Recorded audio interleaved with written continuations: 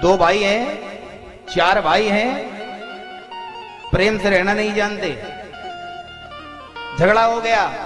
और कितनी कितनी बात के पीछे बोले महाराज उन्होंने इतना एक बीता ज्यादा ले लिया इसीलिए झगड़ा हो गया है। ध्यान देना, अगर कथा श्रवण कर रहे हैं तो कुछ चीज अपने अंदर डालना है। बोले एक बीता उन्होंने ले लिया इसीलिए उनसे केस चल रहा है, लाठी चल गई भाइयों में। अच्छा कौन किसका लेकर के चला गया है? सब यहीं पर। एक बीता नहीं, एक बीघा पूरा घर ले जा भैया, तू 1 रुपया भी कहीं नहीं ले जा सकता है।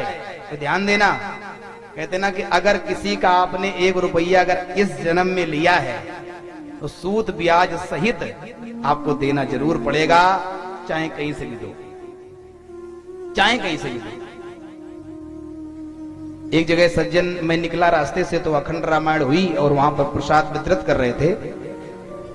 तो बोले महाराज जी प्रसाद ले लीजिए। मैंने कहा अच्छा। मैंने कहा किस चीज का प्रसाद है? बोले अखंड रामायण करवाई थी इसलिए। मैंने कहा अखंड रामायण क्यों करवाई थी? बोले मैंने संकल्प किया था, मेरा भाई से झगड़ा चल रहा था, जब मैं केस जीत जाऊंगा तब अखंड रामायण करवाऊंगा। तो मैंने कह दिया रख ले भैया अपना प्रसाद, मुझे नहीं चाहिए। है रामचरितमानस क्या कहती है? प्रेम सिखाती है प्यारे, भागवत प्रेम सिखाती है। रामचरितमानस अपने भाइयों के प्रति, परिवार के प्रति त्याग सिखाती है। चारों भाइयों को देख लीजिए, किसी ने जीवन में सुख को स्वीकार नहीं किया, किसी ने भी जीवन में सुख को स्वीकार नहीं किया। चारों भाइयों ने, राम लक्ष्मण चले गए वन में। भरत जी को पता चला कि अरे राम राम राम, अरे राम भैया हमारे लिए राज्य को छोड़ करके वन में चले गए।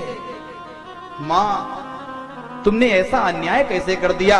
मेरा भैया, मेरे भाई जीवन वन में व्यतीत करें, कष्ट पाए, मैं इस राज्य का सुख भोग करूं, कभी नहीं हो सकता है, कभी नहीं, कभी सुख का भोग नहीं कर सकता हूं मां। और गए और जाकर के भगवान श्री राम के पास में पादुकाओं को ला करके रख दिया। 14 वर्ष तक उन पादुकाओं को भैया का ही अंश उस जगह पर रखा रहा।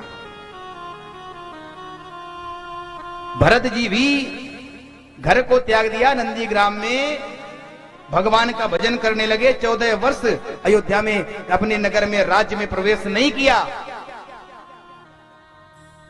शत्रुघ्न जी महाराज, ध्यान देना, अब लोगों ने कहा कि अगर 3 चले गए तो शत्रुघ्न तो राज्य कर रहे होंगे, कोई तो कर रहा होगा।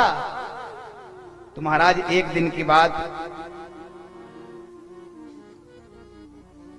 रात्रि काल में श्रुतकीर्ति छत पर टहल रही थी। पायल की आवाज जब आई तो कौशल्या उठी और ऊपर पहुंची, और पहुंच करके गई श्रुतकीर्ति से पूछा, बेटी शत्रुघ्न कहां है? श्रुतकीर्ति कहती है, मां मैंने आज तक उनको अब इस महल में नहीं देखा है, आज तक नहीं देखा, मैंने आज तक उनको इस महल में नहीं देखा मां। कौशल्या और श्रुतकीर्ति दोनों गई, नंदीग्राम के बाहर जब पहुंची, एक शिला पर सर रख करके शत्रुघ्न जी महाराज शयन कर रहे हैं। जैसे ही देखा कि शत्रुघ्न तुम तो राजा हो, तुम यहां पर पत्थरों पे सर रख करके सो रहे हो, तुमको तो राज्य में रहना चाहिए, तुम राजा हो। मां मैं इतना भागा कैसे हो सकता हूं, मैं इतना पापी कैसे हो सकता हूं कि मैं अपने भाइयों को कष्ट देकर स्वयं इस राज्य का भोग करूं? कदापि मां नहीं हो सकता है, कभी नहीं हो सकता, कभी नहीं हो सकता मां। मेरे भैया जाकर के कांटों में नंगे पैर चल रहे हैं। लक्ष्मण भैया तुम्हें तो सो भी लेता हूं, लक्ष्मण भैया सो भी नहीं रहे हैं। कितनी अच्छी सेवा कर रहे हैं। अगर मुझे जाने को मिलता मैं खुद वहां पर चला जाता।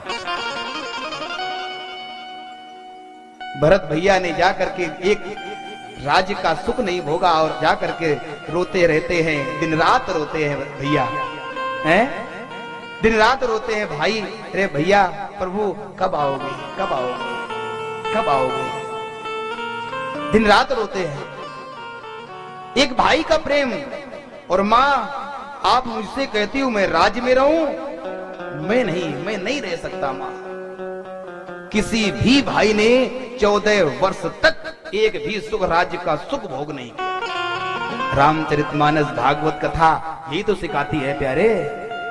भागवत कथा, राम कथा कभी ये कभी नहीं सिखाती कि आप अपने भाई से झगड़ा करके आप स्वयं सुखी रह करके जीवन व्यतीत करें, कभी नहीं। अगर सुन रहे हो प्यारे, जो भी इस टीवी के माध्यम से श्रवण कर रहे हैं, जो भी श्रवण कर रहे हैं, वो भी जरूर इस बात को ध्यान रखें